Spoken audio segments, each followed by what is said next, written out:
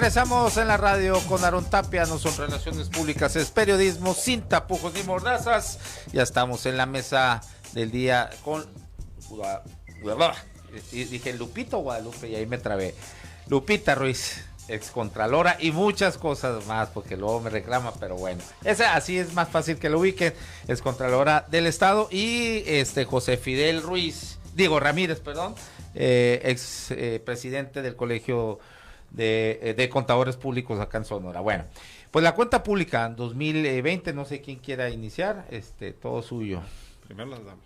Bueno, a ver, pues Lupita. muchas gracias, muy buenas tardes. No, gracias como siempre. Saludos al auditorio, a mis fans, a mis detractores que siempre me acompañan. Muchas gracias, en serio que yo no sé qué haría sin ustedes. Y me refiero a mis detractores porque fans no estoy segura de tener, pero ustedes son seguros. No, cómo no. Sí. No, pues gracias a mis fans. Y al público en general, un placer estar hoy con ustedes y contigo, Aaron, contigo, Fidel, mi colega y amigo contador.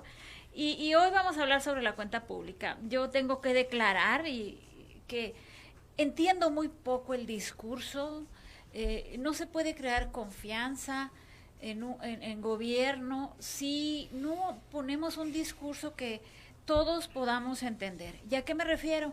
Hemos visto este sexenio que recién concluyó como el sexenio de las 0 observaciones. Yo hasta hoy nunca he sabido a qué se refieren, porque tengo aquí la cuenta pública del 2020, la que acaban de entregar al Congreso, y tuvieron 1,473 observaciones, y de esas solventaron 955, les quedaron 518 por solventar, más 172 observaciones de los despachos externos, tienen 690 observaciones en 2020. Entonces, cuando se toman la foto en el Congreso y somos lo máximo todos, con 0 observaciones, verdaderamente no sé a qué se refieren. No. En 2019 también hubo 912 observaciones y 741 eran para el Ejecutivo y se solventaron algunas, quedaron como 300. Entonces, yo no entiendo, esas sin contar las observaciones de los despachos externos. Yo de entrada no entiendo qué celebran, qué festejan cuando hablan de 0 observaciones. Así no se puede tener confianza en el sector público. Necesitamos argumentos que podamos entender. Yo no les entiendo, ya les he preguntado directamente a qué se refieren, me han explicado y he dicho, bueno, yo creo que soy idiota porque no le entendí. No sé a qué se refieren cuando hablan de 0%. Imagínese usted que es contadora, que además fue contralora del Estado. Imagínense que nos queda. Nos están viendo la cara, nada más que lo quise decir bonito. Nos están viendo la cara, pero no lo quise decir porque eso se siente cuando te dicen que no tienen observaciones y ellos mismos publican en los documentos que las tienen. Entonces yo, la verdad, digo, a ver. No, está.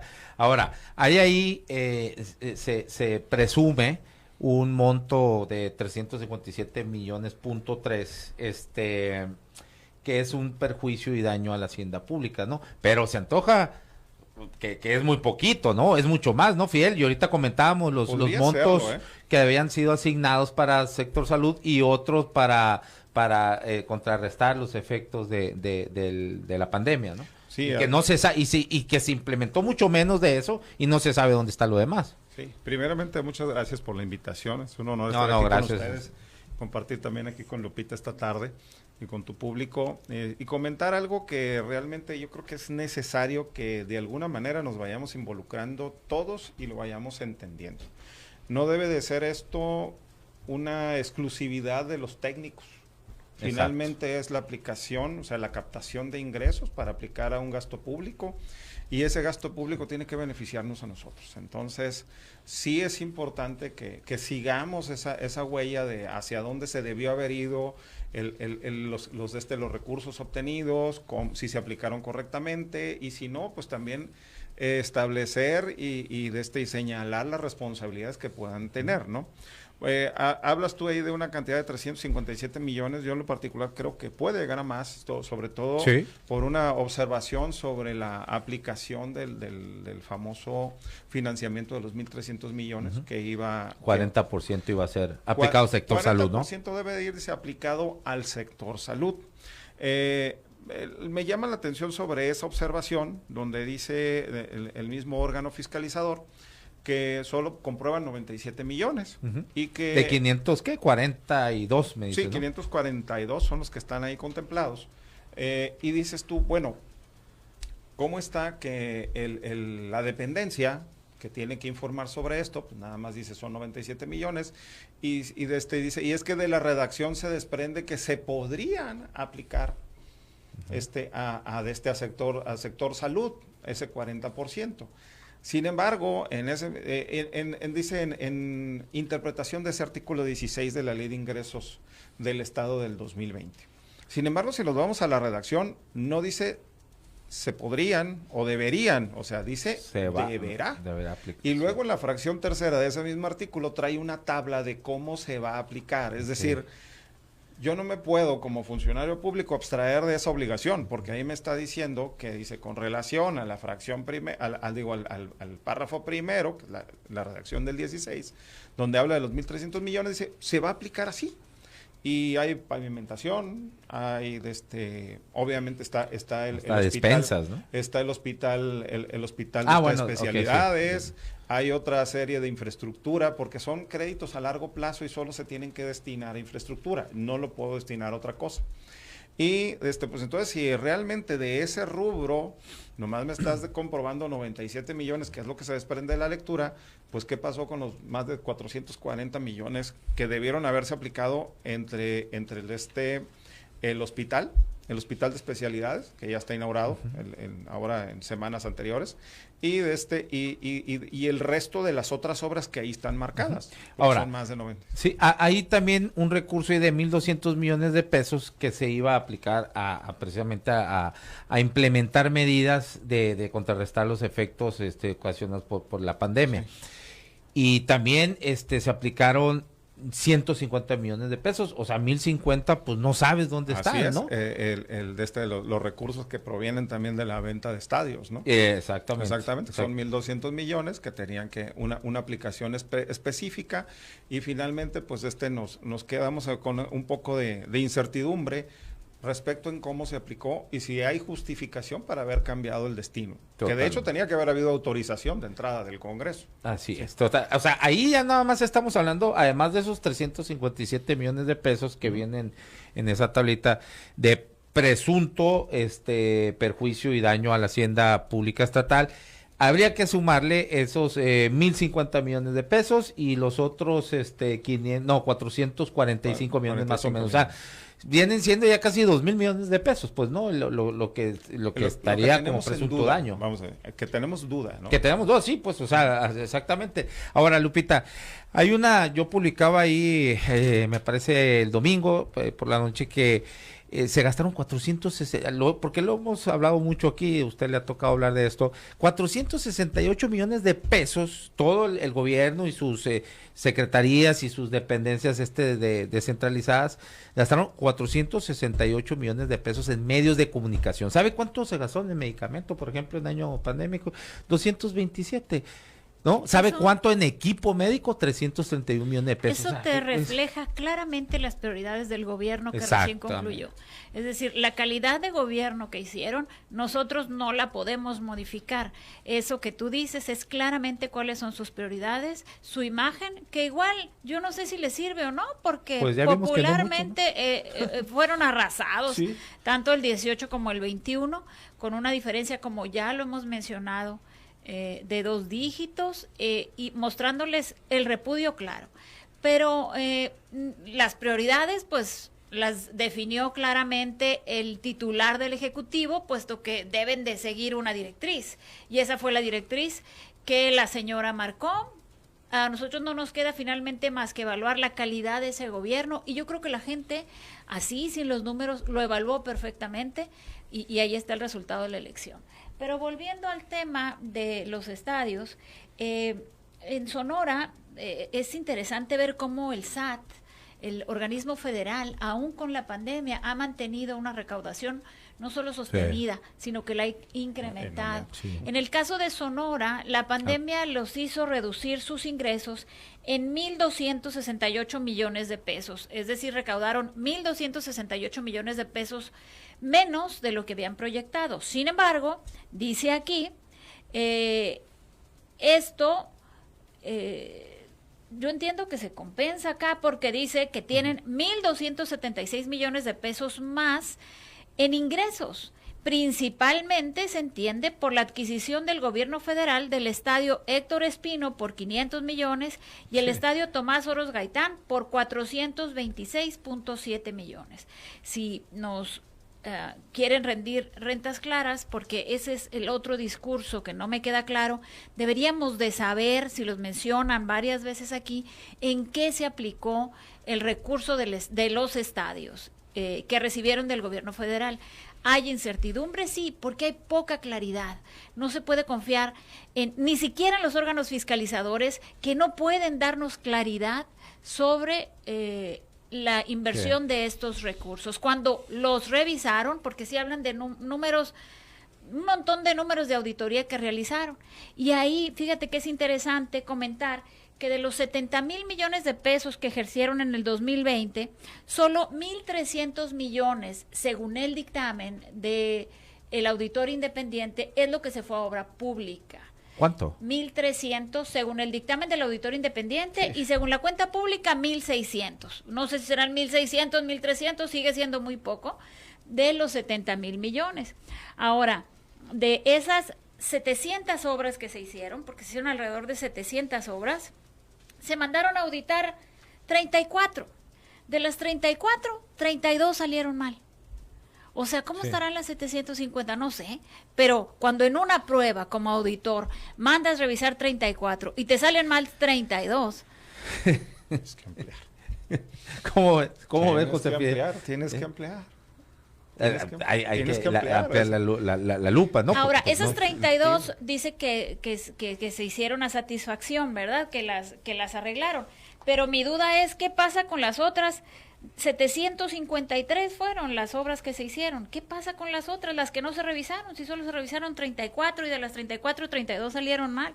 Y si encuentro mi numerito, te puedo decir, por ejemplo, que del Consejo Estatal de Concertación para la Obra les revisaron 7 obras y con deficiencia salieron 7. Al SECOP le revisaron una obra y con deficiencia salió una obra. A la Junta de Caminos le revisaron 5 obras y con deficiencia salieron 5 obras. A SIDUR le revisaron 15 obras y le salieron mal 13. ¿No? Hay 2 que sí salieron bien. Felicidades al constructor que hizo bien esas 2 obras. Y SIDUR dice otra vez, SIDUR 2 y con deficiencia 2. De las 4, 32. Entonces, algo no estamos haciendo bien tampoco en la obra pública y obviamente tampoco en la fiscalización. Tú hablabas hace un rato de los 300 millones. Mira, yo creo que aquí hay más. No encontré nada. Por supuesto. No encontré nada ni en el informe del ISAF ni el informe del auditor independiente respecto de la contratación de este gobierno de empresas que facturan operaciones simuladas. Las empresas sí existen, están constituidas, podrán estar en algún lado. Sin embargo, el SAT dice que las operaciones no tienen ni los trabajadores, ni los ni los activos, ni la capacidad material de prestar los servicios que facturan. Está comprobado por investigaciones periodísticas que se participó en varias operaciones simuladas en Sonora, específicamente muy platicado, las que se hicieron en Telemax y las que se hicieron de la Operación Zafiro. Ninguno de los dos menciona nada al respecto. Habría que hacer un análisis y ahí es donde este joven del que yo me hice fan, este joven que analiza las operaciones. Héctor Emas. Sí, Héctor, que él hizo un cruce y saca cuántas operaciones. En la radio con Aarón Tapia es un semillero de talentos. Bueno, José, pero es muy interesante. Sí. Muy buenos los datos. Sumando todavía a las observaciones de obra pública. 2019 ya veníamos mal, O sea, ya había observaciones a todos los entes ejecutores de obra con básicamente entre el 100 y el 90%, el 90-100%, dependiendo del ente revisado, con observaciones en la integración de expedientes y obviamente pues fallas en cuanto a su supervisión y fiscalización. Y la verdad es que ahí también se desprende otra situación. O sea, si estamos hablando de un SECOP, una SIDUR, un ICIE, que son entes netamente ejecutores de obra, mi pregunta es ¿por qué tienes fallas? si te dedicas exclusivamente a obra. O sea, no es la Secretaría de Desarrollo Social o de Desarrollo Social de Estado de Sonora que quiso hacer una obra y que es novato, no en esto, y le falló, no conoce. Pero estás hablando de entidades o entes gubernamentales que se dedican exclusivamente a realizar obra y que les encuentres fallas importantes en la integración de expedientes, que faltan supervisiones, que faltan una serie de documentos que son claves, que no deberían de fallar nunca, pero ahora... No, porque pues, se supone que son muy técnicos, ¿no? Y estamos hablando de entes totalmente técnicos en esto. Entonces dices, oye, ¿dónde va? Porque también hay que ver que puede haber observaciones que pueden ser fallas administrativas, pero hay otras que sí nos pueden llevar a daños patrimoniales, ¿no? Y desgraciadamente, pues ahí están las cuentas públicas aprobadas con observaciones que pudieran ser, como en estos casos que estamos analizando, con reflejo y cuantía patrimonial bastante fuerte. El problema es hacia dónde va la acción contra la remediación y en un determinado momento el castigo del funcionario, ¿no? Porque ahí es donde nos quedamos otra vez, nos quedan a deber, o sea, ¿qué pasa después de? O sea, ya las tenemos, vamos a hablar que a lo mejor de 100 o de 200 observaciones, 199 pudieran ser a lo mejor irrelevantes en cuanto a que pueden ser fallas administrativas, pero una es patrimonial. Y ¿la seguiste? No. Entonces otra vez nos quedamos en esa inacción de que, bueno, ¿qué va a pasar? Pues no pasa nada. Esa es la onda, no pasa nada. O sea, el mensaje es que es muy barato, es poco el riesgo que en la función pública delincas, ¿no? Sí. O sea, ese es la OCDE dice que en México la corrupción es una muy buena apuesta. Que sí, muy poco pues es lo se que sanciona, exactamente. y lo dice claramente la OCDE, no lo estoy diciendo yo, no lo está diciendo Fidel, lo está diciendo la OCDE. En México, hacer las cosas mal es una buena apuesta. Así es. Y la verdad es que buen negocio. Quizás sea... Lozoya Lozoya, ahí está Lozoya, ¿cómo estaba toda madre ahí cenando? ¿Lo vio? pero que haya estado cenando no en es un el restaurante problema, de lujo. sino No, que pues, haya dicho pero representa. a Lourdes Mendoza, que es la que le tomó las fotos, ¿sí? que no podía ir a declarar. Eso sí no sabía, a ver. Fue citado. Lourdes Mendoza lo llama a declarar porque trae un juicio contra él por un tema de difamación, aparentemente. El señor dijo que no podía porque estaba arraigado y no se lo encuentra Lourdes Mendoza en el restaurante. Pero eso no es lo preocupante, sino cómo la horda salió a defenderlo, a decir... Esto no es de ahora, es de antes, y a quién le importa, está cenando. Es decir, tenemos un grupo de trolls, de bots, de comunicadores que defienden lo que sea, siempre y cuando reciban la orden y la instrucción. Y eso me pregunto, ¿será o no será con recursos públicos? O que alguna vez salieron de las arcas públicas, ¿no? Pues sí. Ahora, no todo es malo, ¿no? Por decir algo, bueno, somos dueños de Telemax y somos dueños en el 26% del mejor hospital de Sonora, que es el Hospital CIMA, ¿no? El 26% de las acciones del CIMA corresponde al gobierno del estado. ¿Pero cómo? ¿Por qué no era de la familia esta Amazon, de los... Entonces están pues solo que sea indirecta, ¿no? La participación, pero no todo 26%, entonces es del mejor hospital privado de gran parte del noroeste. Caray, esto no es sabido. No es nuevo, ¿no? Pues no lo platicamos. Yo no sabía. No, pues no lo platicamos, pero hay que darle a la gente buenas noticias. Pues, nosotros, bueno, hay que ir a exigir los sonorenses, que somos dueños del patrimonio del estado, somos dueños también del hospital 26%. Del 26%. O sea, hay que pedir muy buen dato. nuestros dividendos. No lo tenía. Hay que integrar el sector salud. Bueno, nos tenemos que despedir ya porque nos están aquí, nos van a patear el último, a ver, venga. El último dato es quién gasta más y quién gasta menos. Página 77 del informe. Para 2020, 5 secretarías incrementaron su gasto. Estas fueron la Consejería Jurídica con un 21% adicional, la Secretaría Técnica y de Atención Ciudadana con un 21% adicional, la Secretaría de Salud con un 8.5% adicional. Quienes recibieron menos, la Secretaría de Ganadería, que recibió el 41% menos de lo presupuestado, la Secretaría de Hacienda, que recibió el 24% menos de lo presupuestado, y la Secretaría de Economía, que recibió 16% menos de lo presupuestado. Me puedo quedar con eso.